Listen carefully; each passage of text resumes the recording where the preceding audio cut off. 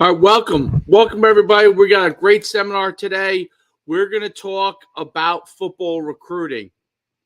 Now, today's seminar is going to be explosive. I want to make sure if we have people in the chat that you can ask questions anywhere you are about football recruiting. It's important to understand this process. And today, with transfer portals, with everything in high school recruiting, where high school recruits have been somewhat minimized in the recruiting process, we're going to go into depth into helping you to understand a little bit more about the football recruiting process in 2024. This recruiting process is different than anything you've seen even just 2 years ago. With the transfer portal, NIL, and the emphasis on winning now and the coaches being fired more readily, the recruiting process has changed dramatically. So it's important to make sure that you understand everything you need to understand with respect to the recruiting process. Now, I just want to make sure everybody can hear me. You're welcome to get into the chat and ask any questions. Glad to answer it. Hopefully you all can hear me very well. And we go through. My name is Coach Schuman. I am the owner, founder of NUC Sports, which we started way back in 2005, running showcases and camps, originally one event, but around the country. And our objective was to help athletes get recruited. From the time we started doing that to now, so many things have changed. I've also been a high school football coach for 20 years. I played Division I football at the University of Connecticut. I was a scholarship athlete. I was an elite top-tier athlete out of high school. I've coached for a long time. I've coached, and I've also been an NFL agent for 6 years. I was an NFL agent where we placed dozens of players into NFL camps and had multiple players sign multi-million-dollar contracts with the NFL. So this is an important thing to understand from a recruiting standpoint, that a lot of the things that you think you know about recruiting, or you have heard maybe from a neighbor or someone that's gone through it, just in recent time period, has completely changed, and you have to understand what is going on now in the recruiting process. If you don't understand it, you will be left out in the cold. And we have a program that we work with athletes that I'll give you the opportunity to become a part of later. You can see it in the bottom of my bio here, our D1 promo, but we also do it for transfer athletes as well. And then we even have an emergency program for 2024 athletes. But this is important to understand, that if you don't know what's going on in the football recruiting process standpoint right now, whether it's high school, whether you're in the transfer portal, or you're a younger athlete, underclassmen 2027, 2028, even 2029, 2026, and then 2025 athletes on the verge. So many of you have been left in the dark and don't understand the process. I am going to unveil and make sure you understand all the important things that are necessary from a recruiting process standpoint. So make sure you get pencils, pens, whatever you need to write down to understand it, because I'm not posting any kind of boring PowerPoint.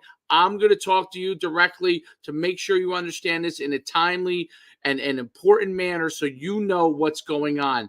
If you don't know what's going on in the recruiting process right now, you will be left in the dust. So let's start from the very beginning. Okay, for many years, high school football recruiting was the key component for college coaches going out and recruiting players. That was how I got recruited. That was how the vast majority, up until a few years ago with the transfer portal, almost everybody got recruited through high school. Okay, and that was the key element for getting recruited through the high school recruiting process. Working with the high school football coach, working with possibly some outside parties, and then also making sure that we understand where they are from a transcript standpoint. That part has radically changed, and I'll touch on it a little bit different. But even more so than the high school football radically changed, the JUCO and junior college area has changed even more dramatically because of the transfer portal. So let's understand what's going on and what's needed now today, and why has this changed a movement away from high school football recruiting, a movement even farther away for athletes that are JUCO athletes being able to get recruited, and what happens with the transfer portal and NIL. Okay, first and foremost, I don't know why I have this. There we go. All right, first and foremost, let's understand the thing that has changed everything in recruiting, and that is called the transfer portal.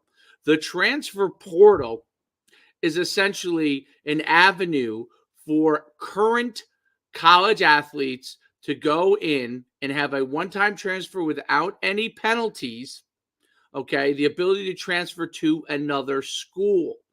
Okay, they don't have to sit out. They could stay at the same level. They could stay at the same conference. They can move up.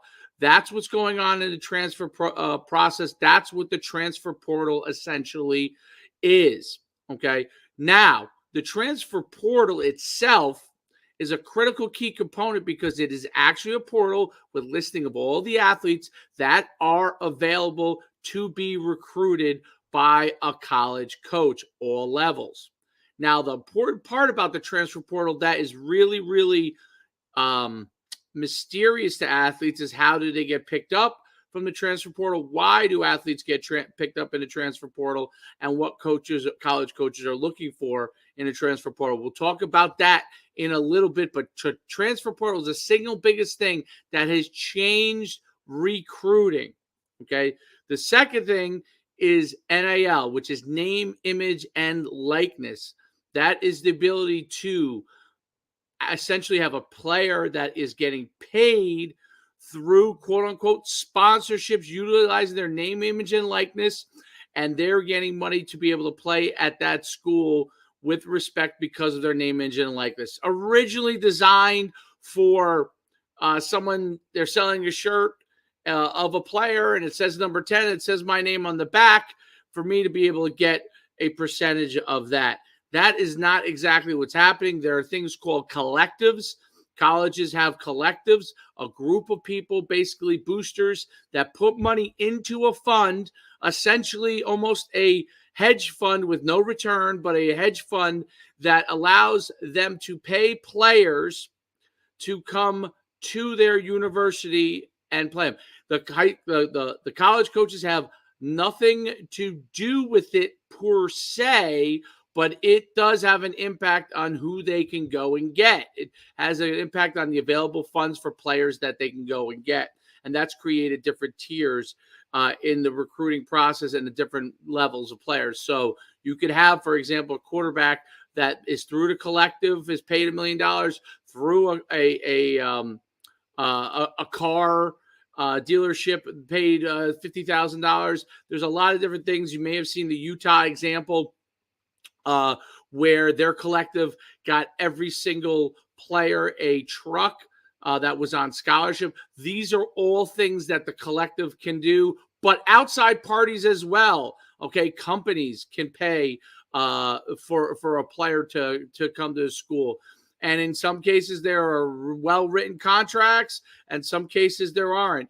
In some cases, there are street agents that are involved. In some cases, there are real agents involved, meaning NFL-certified agents that maybe are hoping to get a guy down the line. They're doing NIL deals for them, taking a commission of it, okay? And that's how those agents make money from it. Be careful of any NIL deal you sign and any deal you sign with an agent, because those are important, because there are ramifications to that. And you want everything in concrete, in set in stone, in writing, in order to do NIL deals. So do not do anything without that. Okay, so we've talked about transfer portal, we've talked about NIL, we've talked about football recruiting. How do coaches find out about players? Well, here's what makes the transfer portal very easy for college coaches to find players. Those players are put into the transfer portal. Yes, there's thousands of names in there, but their name is put into it. So there is a promotional aspect that helps from a recruiting standpoint. The The top tier players don't have to worry about that. The top tier players, once they go into the transfer portal, essentially will get picked up. But there's many, many 1,000+ players that are great players in the portal that through different means may fit in a different place, and they may need help in promoting from that standpoint. We have a thing. You go to myfootballcamps.com/transfer to see more about our transfer portal program. We also have a VIP program. We will work with athletes directly. So it's important to get your name. So if you're not a high-profile name, you'll probably need some help, or you'll probably need the ability to promote yourself to get to a college coach, and you need some verified people like myself and Mike Farrell, who we work with, who've been in the industry for 20+ years, evaluating athletes, and we work on programs just for this. But you need to be able to get your name out there, and Twitter is one of the biggest areas that most college coaches look at because of the easy ability to DM coaches. But how does this all work? Well, it's important to understand that first and foremost, high school football recruiting is severely affected by the transfer portal. Why is that the case? The transfer portal allows, college coaches to pick up a player that potentially has already played at the college level and is also maybe a year, 2 or 3 years older than another player who is physically bigger, stronger, maybe faster, and have the ability to have played in big-time competition. Even if it's at lower levels, Division II or Division III, if they were a standout at those levels, they can essentially move up all the way up to the FBS, depending on what their skill sets and size are. This is important to understand. So when high school parents, parents of high school athletes are trying to figure out the recruiting process, why isn't my kid getting recruited? This is why the pecking order now is transfer portal athletes, number 1, number 2, high school football athletes, and number 3, JUCO. And JUCO is number 3 because we can get a 19, 20-year-old already playing in a transfer portal. Why do I have to get a guy from JUCO that already has baggage? So this is potentially baggage. This is an important thing to understand, and this is an important reason for you to make sure that you get involved in the recruiting process, getting your name out there, and getting help to do so if you are not a 4 or 5-star athlete. So it's important to understand they're going to look, if possible, to build their program with a combination of transfer portal athletes and high school players, depending on what's happening with their program and their long-term strategy as a coach. They will then decide how they're going to do that. The most famous thing, obviously, that people have seen is Deion Sanders, who totally turned over his roster. I'm not saying whether it's good or bad, but basically his whole roster is transfer portal players, and has already openly said that he'll take 4 and 5 high school players a year. If there are 25 high school players, 25 players taken in scholarship and only 4 or 5, that is less. That's 20% or less high school players getting a scholarship. Essentially right now, over a third of the players taken are transfer portal athletes, and will be as high as 50% or more by 2025. That is an important thing to understand. Half the players getting scholarships will be transfer portal players. So when you see numbers of, I'm in the state of New Jersey, 50 athletes from New Jersey, let's say, signing Division I scholars, essentially by 2025, half of those 50 will be transfer portal athletes and maybe more. Why? Because college coaches are getting fired, expected to win earlier, and getting fired if they don't do so.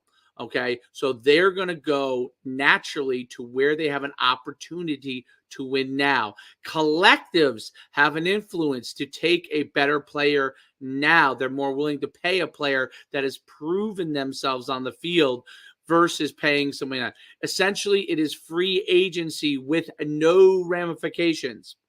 Second thing with transfer portal is you can transfer a second time if you were a graduate transfer, and you've seen that most recently with the Notre Dame quarterback, but graduate transfers have the opportunity as well to transfer again.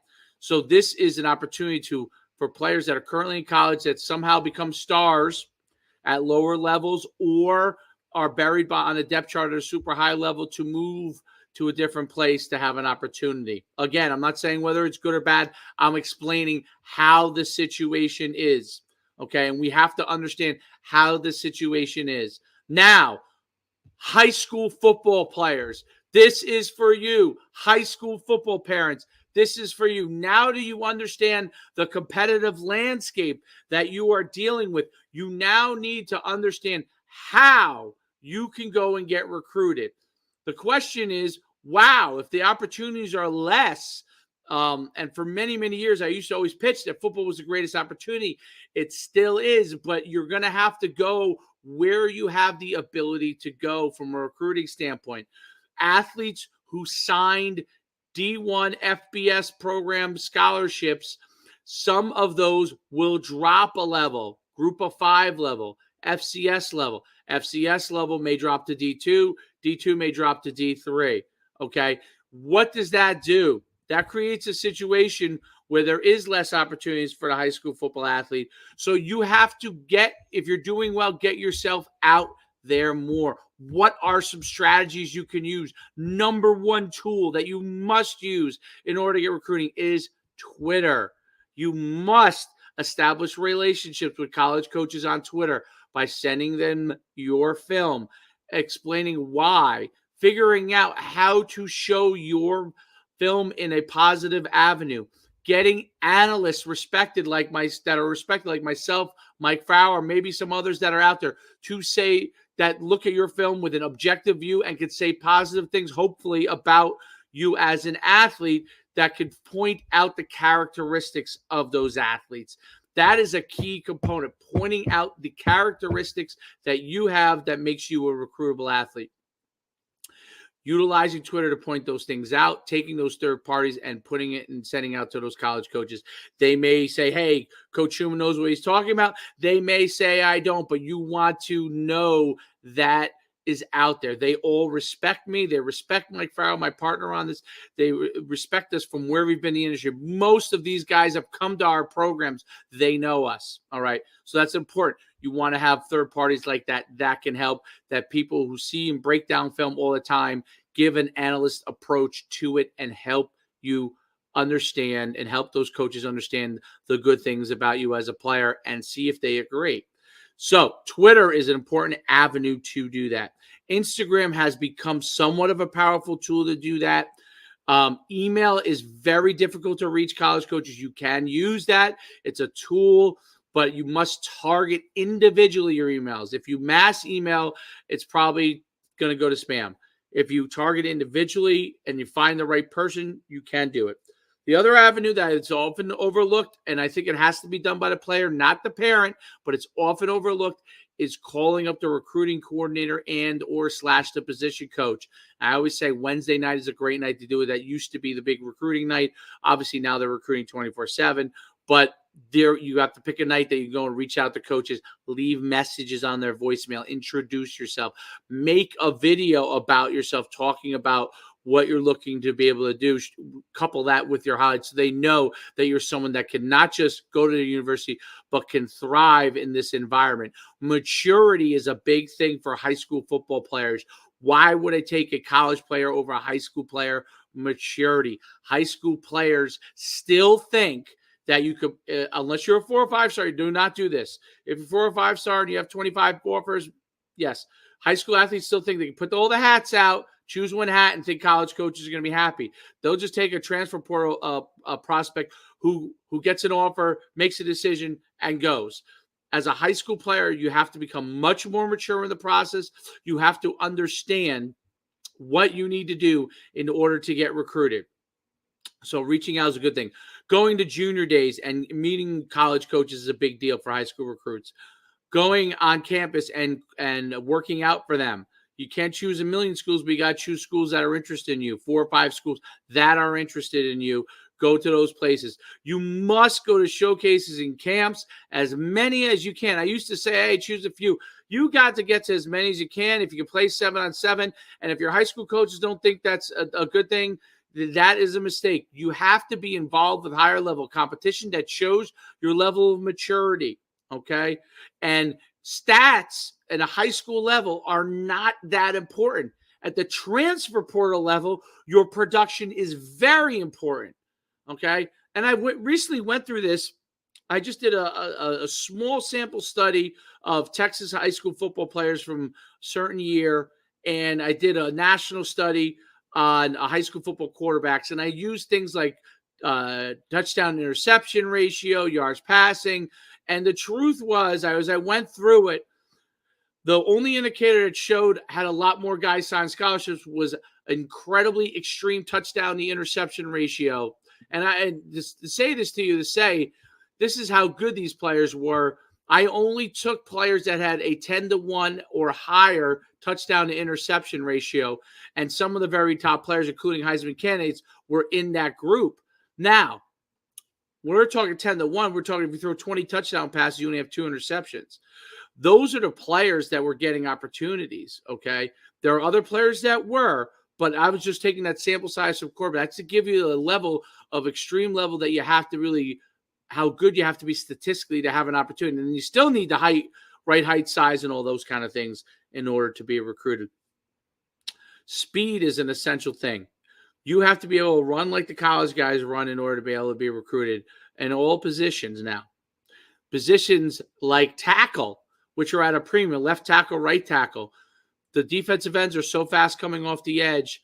You cannot be an over obese lineman. You've got to be able to quick. Now, guards are different, but left tackles and right tackles, you got to be tall, you got to be long, and you've got to be fast. All right, essentially a tight end that's outgrown themselves. You've got to understand what's needed for your position. You have to be able to reach out to coaches, develop relationship, and you have to have third parties that are verifiable. Third parties are become not just third parties like myself, but there are different agency groups that send information to college coaches that will say these players are ranked X, Y, and Z. Okay, so it's important to understand that and be able to get that information into those hands. Okay. You have to build relationships. You have to have relationships with people who have relationships to be able to get that information in the hands of people that can evaluate you. All right. No one can tell anybody to take a player, but you want to be able to get evaluated in front of other people. That's an important part of the recruiting process. So we talked about Twitter. We talked about transfer portal. Talked about NIL. I want to talk about what you have to do as a high school player to put yourself in a positive light. Number one, you cannot be immature and get recruited, okay?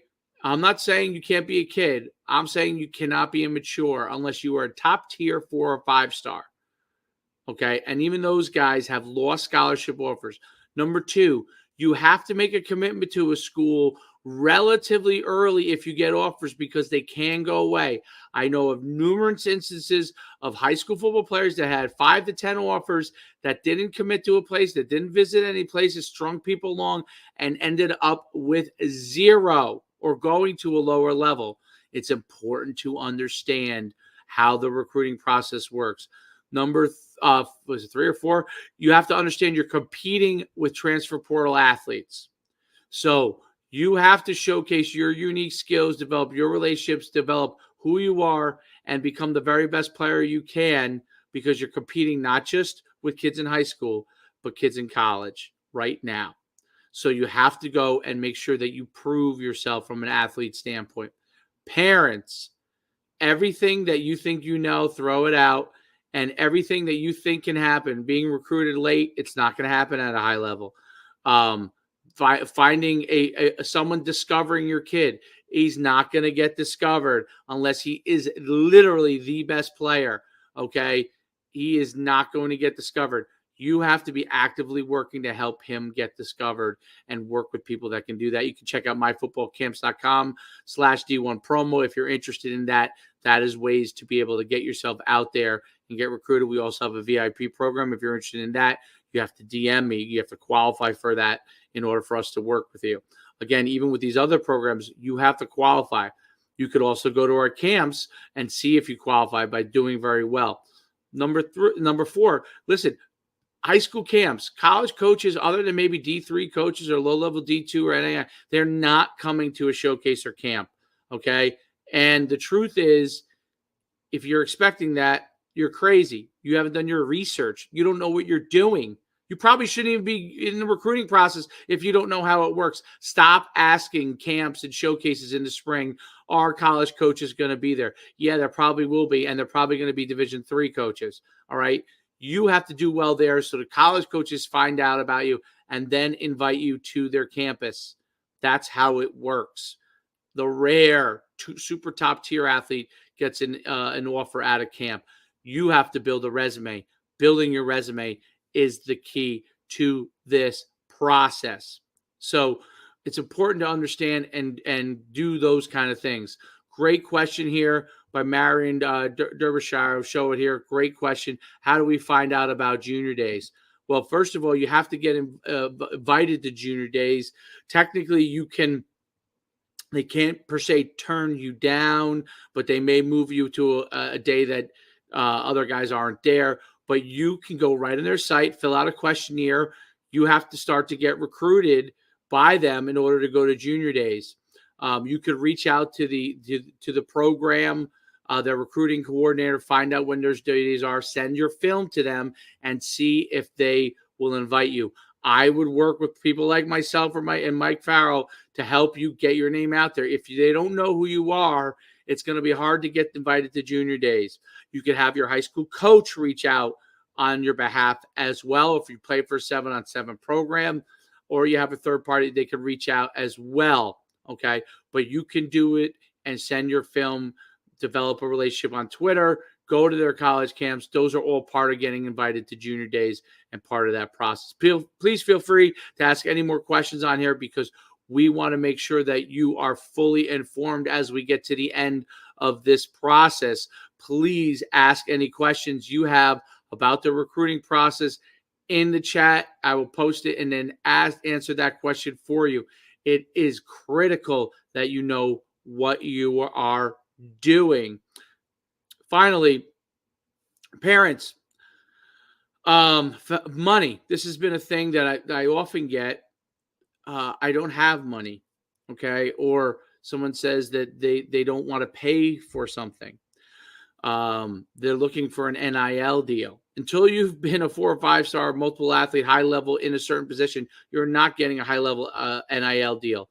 And it's important to understand that an NIL deal is the initial money is going to go to the very best, most important players deemed at the school, okay? Quarterback, maybe receiver, some of those other positions.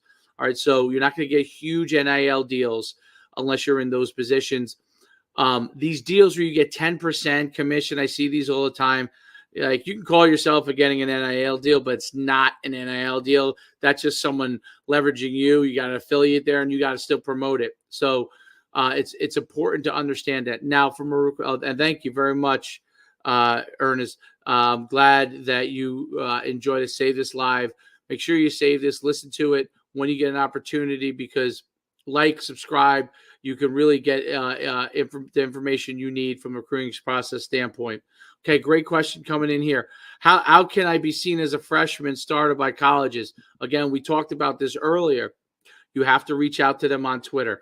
College coaches cannot, if you're an underclassman, cannot contact you until your junior year, cannot contact you directly, but you have to get the information in their hands. They can't contact your coach and offer you that way, but you've got to reach out on Twitter. You've got to leverage the services that can help you get your name out there. You've got to attend showcase camps. You've got to get on college camps to be able to do that. If you get invited to your junior day, do that. These are avenues to be able to get your name out there. Another great question is coming in here, and I want to answer this one. Develop relationships with coaches. Where is this tagging them in a post? Great question, Mr. Darby. So you have to be careful with tagging them on a post. All right. I see tagging done all the time. I get tagged on a million different things. All right. You have to be careful blindly tagging. The key is very simply to, if their DMs aren't open, to send an @ message to them saying, hey, my name is John Smith. Here's my film. Can you open your DMs to me so I can send you more about myself? That's the first step, okay, in that process. You may have to do that step 15 times. They may never get back to you, but you have to figure out which guy in the staff will, which guy has their DMs open, who you can send your information to. And if they're interested, they're going to do their best to get you information on the school, get you invited on campus, get you invited to camp. And they may communicate with your coach. That'll show real level of interest. You may get handwritten letters if it's real level of interest, or they may contact a third party that you work with, which happens often.